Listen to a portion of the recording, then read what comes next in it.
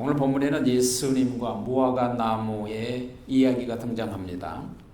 성경에 보면 무화과에 대한 말씀이 자주 등장합니다. 무화과 나무는 매우 중요한 의미가 있습니다. 무화과 나무 한 그루는 구원받은 한 사람을 의미합니다. 그래서 감람원, 무화과 나무의 밭은 구원받은 그룹, 교회와 같은 그런 입장이죠. Today's text contains the story of Jesus and the fig tree. In the Bible, stories about the fig tree often appears. Fig tree is very, very important spiritually and historically in the Bible. The fig tree symbolized saved individual believer. The olive garden symbolized the corporate people of God like a church. 히브리인들은, 유대인들은 감람나무를 가장 귀한 나무 중에 왕으로 여길 정도로 귀하게 여깁니다. 성경에서 가장 먼저 등장한 무화과 나무 이야기는 창세기 8장에 노아의 시대 때 등장하는데요. 40일간 대홍수가 그치자 노아는 비둘기를 날려보내서 감람나무 잎을 물고 오게 했죠. 그래서 감람나무는 희망, 또 소식, 희망의 소식, 또 혹은 좋은 소식으로 일컬어집니다. The Hebrews considered the olive tree to be one of the most precious tree. The first fig tree to appear in the Bible was during Noah's flood in Genesis 8. When the 40 days flood stopped, Noah sent out a dove. The dove returned with olive tree leaves in its mouth. So the olive tree means good news and the news of hope from that time.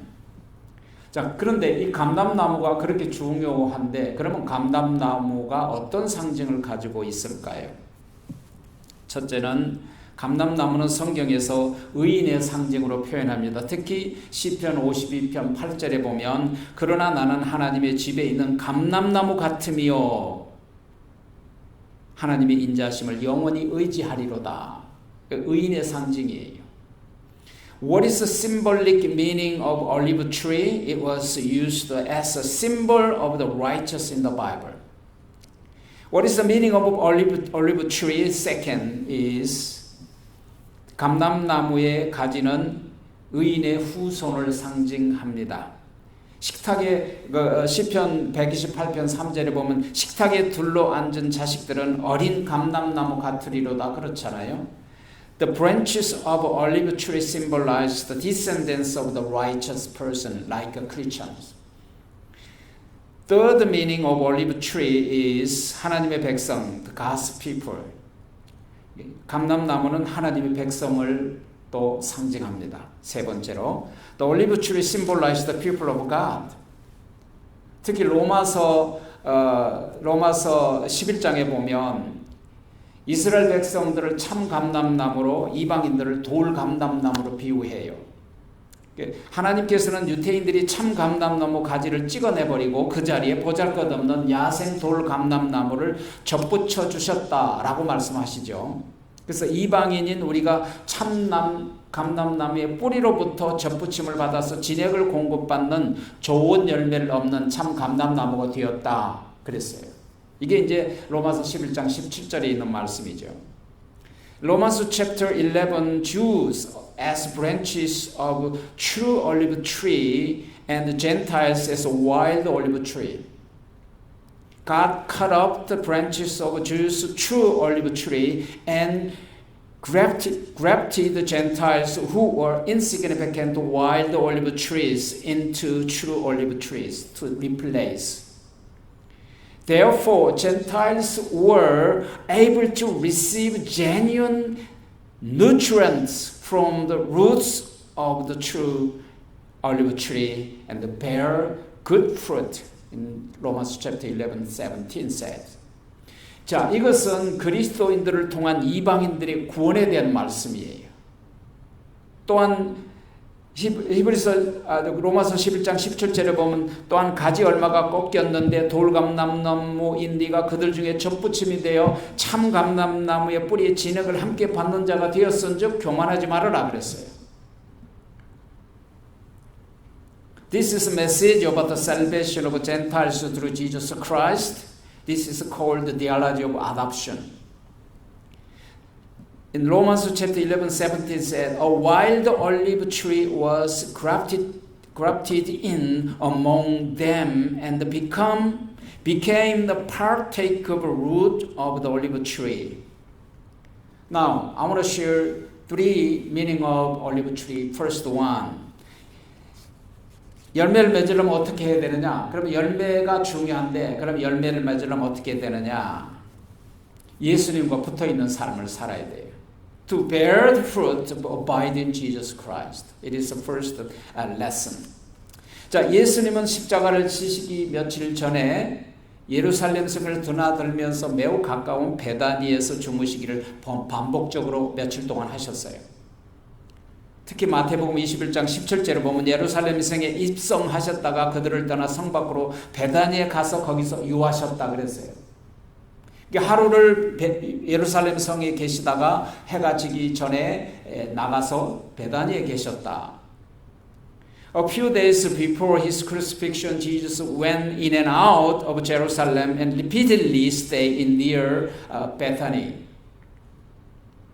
After he entered the city of Jerusalem, he left the city of Jerusalem and went out of city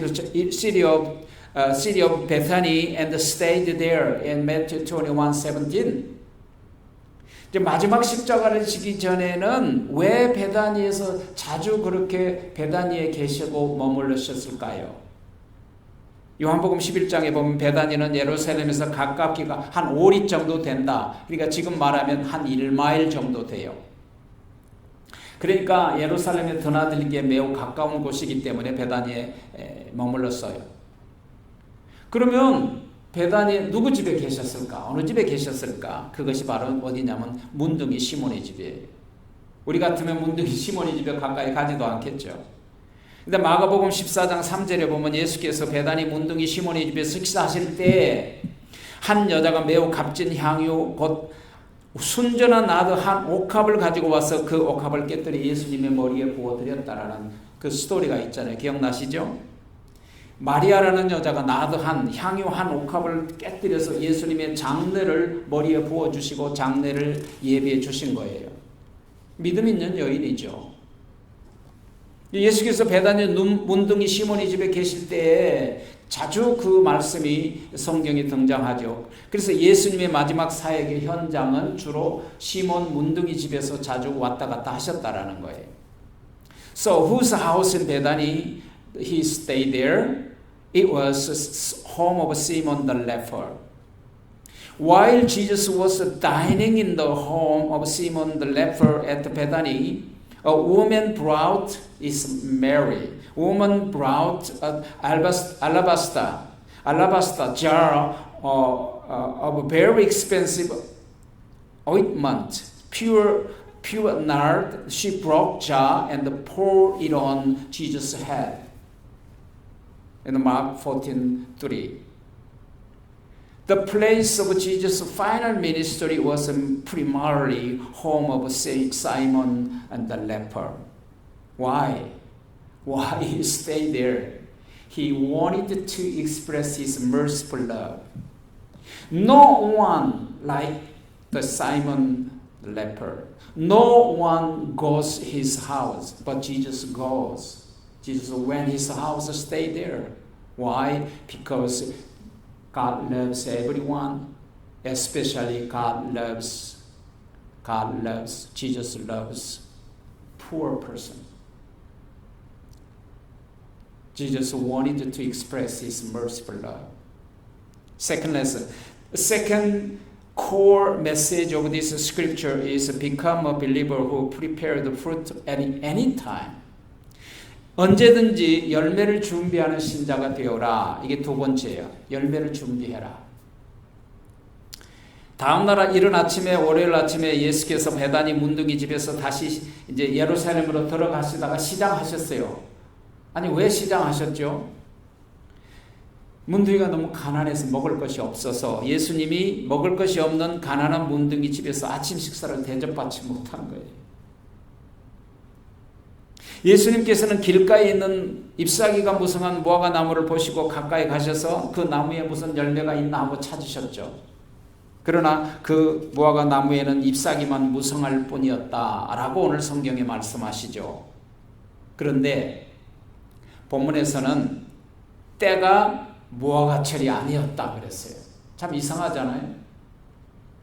Early the next morning, Monday, after Jesus left Bethany for Jerusalem, Jesus was so hungry on the way. Why was he hungry? He couldn't have a breakfast. He probably missed the breakfast at the home of Simon Leper, a poor man who had nothing to eat, nothing to provide him. When Jesus saw a fig tree by roadside with plenty of leaves, he was looking for any fruit on it. However, fig tree only had plenty of leaves and no figs, no fruit. In the text that said it was not the season for fig, not season for fruit of figs. 그때가 6월절 바로 전이잖아요. 며칠 전이잖아요. 그러니까 지금으로 말하면 4월이에요. 팔레스타인은 무화과가 2번 열려요. 조생종, 만생종이에요. 조생종은 3월에 열려요. 그리고 4월 때면 이미 열려서 끝나서 잎이 무성한 때예요.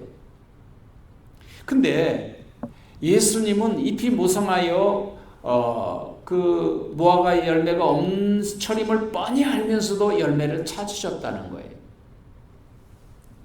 At the time the Passover was in April, in Palestine, early maturing fruit appear in May, every May, and in April just plenty of leaves. Jesus looked for fruit even though it was fruitless season. Fruitless season. 무화과 나무 열매가 없는 철임에도 불구하고 뻔히 아시고 왜 예수님께서 무화과를 찾으셨냔 말이에요. It is so crucial, important truth in here. 그런데 열매가 없다고 뻔히 열매 없는 거 아시는데 열매 없다고 왜 저주를 하셨냐고. 여러분, 굉장히 중요한 진리예요. 이 진리는 열매철이든 아니든 열매가 있든 없든 예수님이 찾으면 열매를 하나님께 주님께 드려야 된다는 진리예요. 아무 때나 열매를 달라 하면 드려야 됩니다. Why Jesus did look for fig tree even though it was fruitless season? Why did he curse the fig tree because he had no fruit? Even though it's a fruitless season, he knew it is important truth. Jesus tried to teach us so important lesson that whenever Jesus is looking for fruit, you must offer it. You must give fruit whenever God asks you to give. 무화과 나무와 무화과 나무 밭이 하나님의 백성, 구원받은 하나님의 백성이라는 측면을 우리가 잊지 말아야 돼요. 이 말씀을 이해하시려면 그런 관점을 가지고 이 말씀, 예수님이 하는 행동을 우리가 보아야 말씀을 이해할 수 있는 거예요. 여러분, 신자는 주님 앞에 설 때 반드시 뭘 드려야 돼요? 열매를 드려야 돼요. 이건 정해진 법칙인데요. 이 세상에 올 때는 순서가 있지만 우리가 갈 때는 순서가 없어요. 주께서 열매를 달라 하시면, 열매를 보자고 하시면 언제든지 열매를 준비하고 있어야 돼요. 누구든지 주님 앞에 심판대에 서면 열매를 보여야 돼요. 이거 정해진 거예요. 이것이 우리에게 주신 예수님의 경고예요. 여러분 기억하세요? 어느 집주인이 세상을 다른 나라로 가셔서 한 사람에게, 한 종에게는 5달란트, 한 종에게는 2달란트, 한 종에게는 1달란트를 맡겨놓고 갑자기 오셨어요. 어느 날 밤중에 왔어요. 그래서 너희들이 내게 맡긴 것을 계산하자 했더니 5달란트 받은 자는 10달란트를 남겨주렸고 2달란트 받은 자는 4달란트를 남겨드렸고 1달란트 받은 자는 아무것도 하지 않았어요. 그래서 누구를 저주했어요? 1달란트 받은 자가 저주됐어요. 똑같은 진리예요. We must listen to today's passage from the perspective that a fig tree is a symbol of a saved believer. Whenever a believer stands before the Lord, you must offer your fruit. We were coming this world unorderly. We were coming this world orderly, but we are leaving this world unorderly. You understand? Everyone must stand before the Lord to be judged. You must have a fruit ready whenever the Lord asks you to give him your fruit. This is Jesus' warning to us today. 하나님 앞에 나오는 사람들은 반드시 열매가 있어야 돼요. 하나님의 심판대 앞에 서는 것은 우리가 정할 수가 없어요. 하나님이 정하십니다. 하나님이 부르십니다. 무화과 나무를 왜 저주하셨어요? 열매가 없는 걸 뻔히 아시면서, 열매 없는 철인 줄 아시면서 언제든지 주님이 필요할 때 드릴 수 있는 열매가 없었기 때문이에요.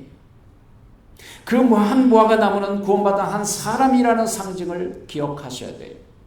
입만 무성하고 열매가 없으면 저주의 심판을 받는다는 걸 경고하세요. When we come before God, we must offer you fruit. We can't decide the day we will stand before the judgment seat of God. God decides, God calls. Why was the fig tree cursed even though it was fruitless season? This was because there was no fruit to offer whenever the Lord needed it. He warned us that if a tree grows plenty of leaves but has no fruit, it will be cursed in the day of judgment. Finally, the third core message of this text is what kind of fruit we must offer. 그렇다면 세 번째로 그럼 우리가 무슨 열매를 드려야 될 거냐는 거예요. 중요하잖아요. 무슨 열매를 드리겠어요, 여러분? 오늘의 말씀은 열매 없는 무화과 나무를 저주하시고 믿음의 말씀으로 마무리하세요. 시장하셔서 무화과 나무에서 무화과 나무를 찾으셨어요. 무화과 나무 열매가 없으니까 그 나무를 저주하셨어요. 그 저주로 끝난 게 아니라 오늘의 마지막 말씀은 믿음이라는 말씀으로 끝내셨다는 걸 유의하셔야 돼요. 이게 굉장히 중요한 포인트예요. 무슨 열매를 찾으셨을까? 아니, 우리에게 무슨 열매를 찾으실까? 우리는 무슨 열매를 준비해야 될까? 예수님은 우리에게 믿음의 열매를 찾으실 겁니다. Today's message of Jesus looks for a fruit, curse the fruitless, the fig tree, and the closing with word of faith. What kind of fruit was he looking for? Jesus looked for the fruit of faith. We have to bear the fruit of faith. 오늘 말씀해 보니까 무엇이든지 너희가 말한 것은 이런 줄 믿고 마음에 의심하지 아니하면 그대로 되리라 그랬어요. 자, 무화과 나무가 주님의 한마디 말씀에 말라 죽는 것이 중요한 것이 아니에요. 무화과 나무를 예수님이 저주를 받아서 말라 죽었다. 이게 중요한 게 아니라는 거예요. 더 중요한 것은 믿음의 문제라는 거예요. 무화과 나무가 저주를 받은 것은 믿음의 열매가 없었다는 거예요. 이 무화과 나무는 우리 한 사람을 상징하는 거예요. 무화과 나무 철이 아님에도 불구하고 왜 내 무화과 열매를 요구하셨을까? 우리가 언제든지 주님 앞에 설 준비를 하라는 거예요. Whenever you say you don't doubt in your heart, it will be done for you. 의심치 아니하면 네 말한 대로 기도한 대로 되리라 그 말씀이죠. It is not so important the fig tree withered and died at the single word from the Lord, but it is more important is a matter of faith. The reason a tree as a believer was cursed was because there was no fruit of faith. 13절에 보면 예수님이 멀리서 잎사귀가 무성한 한 무화과 나무를 보시고라는 구절이 있어요. 이 심각한 말씀이에요. 여러분, 우리 주님은 구원받는 한 사람을 다 보시고 아십니다. 할렐루야. 때로는 감사하고 때로는 두려운 말씀이에요. 모든 열매는 반드시 꽃이 핀 후에 열매를 맺어요. 그렇지 않던가요, 여러분? 모든 열매는 꽃이 피고 그리고 열매 맺잖아요. 근데 여러분이 아셔야 할 건 무화과 나무는 유일하게 꽃이 피지 않고 잎도 나기 전에 열매부터 열려요. 열매가 떨어지면 그때서야 잎이 나요. 그래서 무화과, 없을 무, 꽃이 없고 과실과 꽃이 없이 열리는 열매다 그래서 무화과예요. 그런데 여러분 또 알아야 될 건 진짜 꽃이 없는 게 아니고 무화과는 특이하게 빨간 꽃과 꽃술이 무화과 나무 열매 안에 들어있어요. 까보면 빨간 꽃술과 꽃이 그 안에 들어있다는 거예요. 참 신기하잖아요. 왜 예수님이 하필 오늘 무화과 나무를 통해서 우리에게 그 무화과 나무를 통해서 진리의 말씀을 전하고 계실까? In verse 13, from far away Jesus saw a fig tree that full of plenty of leaves. The old tree bear fruit after flowering. However, the fig tree is the only produces fruit first without blooming flowers. The fig tree is a fruit without the flowers. However, fig tree unique fruit with a flower inside of that tree, the fruit. 이와 같이 여러분 진리의 말씀은 이거예요. 이와 같이 성도들은 무성한 잎사귀와 같은 종교적 외형만 갖추지 말고 믿고 구원받았다고 말만 하지 말고 예쁜 꽃처럼 보이는 옛 모양만 보다는 열매가 맺어야 예수님께서 찾으실 때 그 열매를 들을 수 있다는 진리예요. 신자는 겉으로 보아서 외형보다는 비록 화려하지 않는 꽃이 없을지라도 혹 화려하지 않는 화려한 잎이 없을지라도 믿음의 열매를 준비해야 된다 그 말이에요. In this way, believers should bear fruit rather than have a religious appearance such as plenty of leaves. We must be able to offer fruit when the Lord seeks us. A believer must bear the fruit of faith rather than the flash appearance. 우리가 주님 앞에 설 때 믿음의 열매, 성화의 열매, 사랑의 열매, 회개에 합당한 열매가 없으면 어떻게 될까요? 아무리 화려해 보여도 아무리 많은 칭찬을 이 세상에 받고 살았다 할지라도 많은 사람들의 칭찬을 받아도 열매가 없으면 하나님 앞에 칭찬받을 수 없고 열매가 없으면 주님을 기쁘게 드릴 수가 없다는 사실입니다. What happens if we stand before the Lord? We don't have a proper fruit of faith, fruit of sanctification, fruit of love, and fruit of repentance. No matter how flashy it looks, no matter how many people praise it, if there is no fruit, it can't please God.